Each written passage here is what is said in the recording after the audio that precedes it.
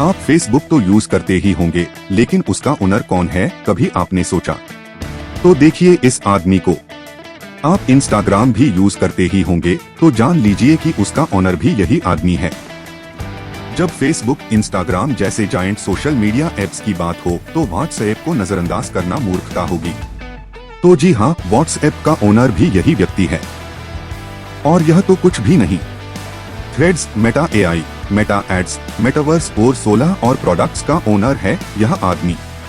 मिलिए mark Zuckerberg से, जो विश्व के टॉप 3 मोस्ट रिचेस्ट मैन में से एक है। जहां तक है, इन एप्स के यूजर्स फ्री में इन एप्स का आनंद उठाते हैं। तो मार्क जुकरबर्ग का बिजनेस मॉडल आखिर है क्या, जिससे ज्यादातर सर्विसेज फ्री रखने के बाद भी मार्क विश्व के टॉप 3 रिचेस्ट मैन की लिस्ट में पहुंच गए। नमस्ते, मेरा नाम है यश मंगाई और मंगाई डायनेस्टी के यूट्यूब चैनल पर आपका एक बार फिर से स्वागत है। आज मैं आपको मार्क जुकरबर्ग की पूरी बायोग्राफी बताऊंगा और वह सक्सेस टिप्स भी, जिससे मार्क आज यहाँ पहुँच सके। मार्क की वह डार्क साइड भी, जिसने उन्हें हमेशा कंट्रोवर्सी के बीच में ही रखा। और मेटा का फुल बिजनेस मॉडल भी, जिसकी वजह से आपको लगता रहा कि सारी सर्विसेज फ्री है, जबकि बैकग्राउंड में मार्क रातों रात बिलियनियर बन गए। तो बिना किसी देरी के हर बार की तरह शुरू से शुरुआत करते हैं।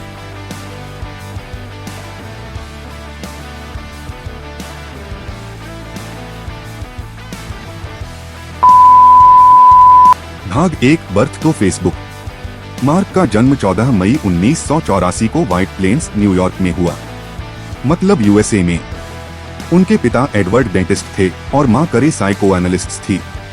मार्क के पिता एडवर्ड का जोर हमेशा से कोडिंग में था, तो उन्होंने बचपन से खुद मार्क को प्रोग्रामिंग सिखाई।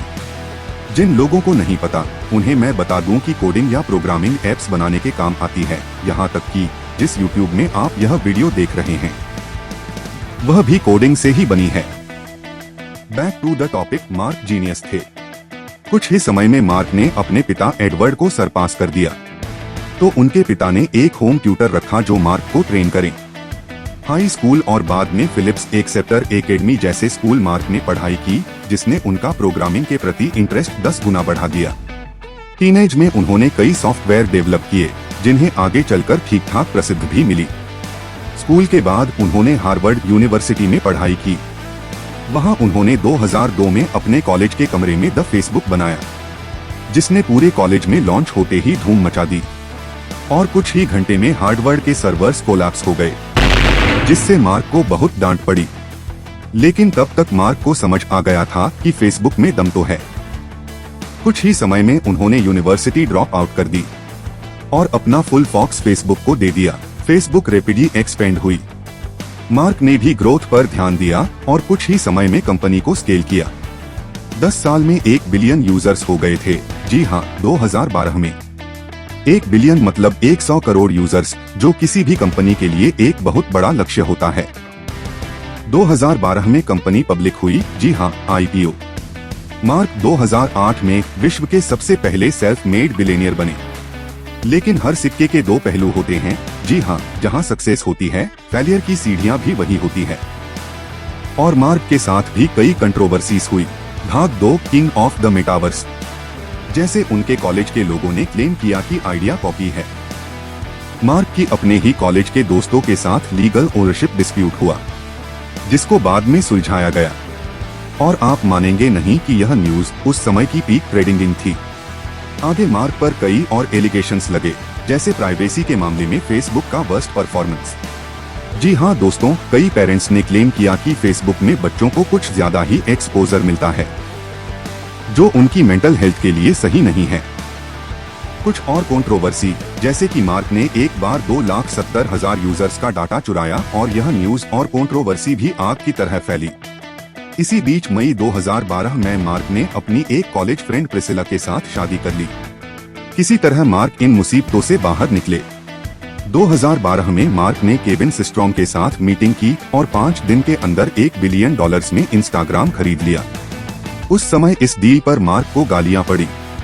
लोगों को लगा इंस्टाग्राम चलेगा नहीं और मार्क के 1 बिलियन पानी में बह जाएंगे। लेकिन आज वह 1 बिलियन का इंस्टाग्राम 100 बिलियन का हो चुका है।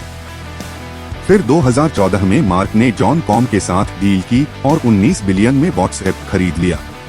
उस समय व्हाट्सएप को भी खरीदना मूर्खता माना गया, लेकिन आज व्हाट्सएप भी 200 बिलियन का हो चुका है। मार्क ट्विटर भी खरीदना चाहते थे, पर एलन मस्क ने यहाँ बड़ी बाजी मार ली और ट्विटर उन्होंने खरीद लिया। एलन मस्क सर से याद आया, हमारे चैनल पर एलन मस्क सर की बायोग्राफी भी उपलब्ध है, जिसमें 9 मिनट के अंदर एलन मस्क सर का फुल बिजनेस मॉडल और बायोग्राफी बताई गई है। एलोन मस्क सर की बायोग्राफी का लिंक डिस्क्रिप्शन में है, अगर चाहे तो चेक आउट कर सकते हैं। Back to the topic. 2017 आया।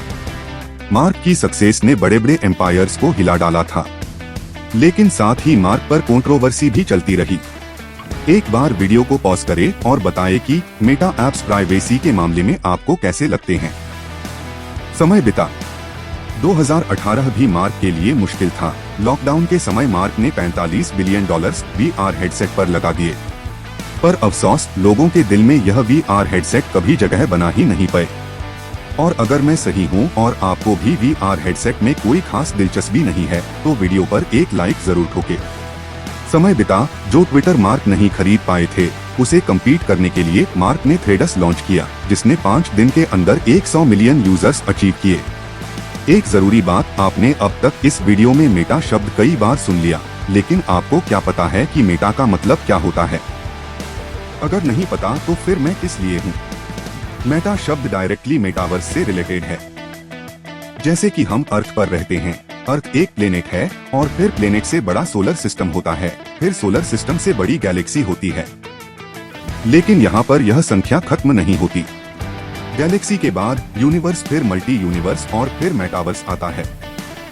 यहाँ मेटावर्स का मीनिंग सिंपल है, एक ऐसी जगह जहाँ बहुत सारे यूनिवर्स इकट्ठा हो। वैसा ही माइंडसेट मार्क का भी था। वह एक ऐसा प्लेटफॉर्म बनाना चाहते थे जहाँ पूरी दुनिया इंटरकनेक्टेड हो, तो इसलिए मेटा से अच्छा नाम मार्क के लिए हो ही नहीं सकता था। अब तक हम मार्क के बर्थ से ग्रेजुएशन और करियर से शादी तक की बातें अच्छी से समझ चुके हैं, लेकिन अब समय है सबसे इंटरेस्टिंग चीज समझने का, और वह है मेटा का बिजनेस मॉडल। कि कैसे हमें हमेशा लगता रहा कि यह सारी वेबसाइट्स, एप्स, सर्विसेज फ्री है और हम रील्स देखते रह गए और बैकग्राउंड में मार्क विश्व के सबसे अमीर लोगों में आ गए। भाग 3, मेटास बिजनेस मॉडल। देखिए कोई व्यक्ति पैसा कैसे कमाता है।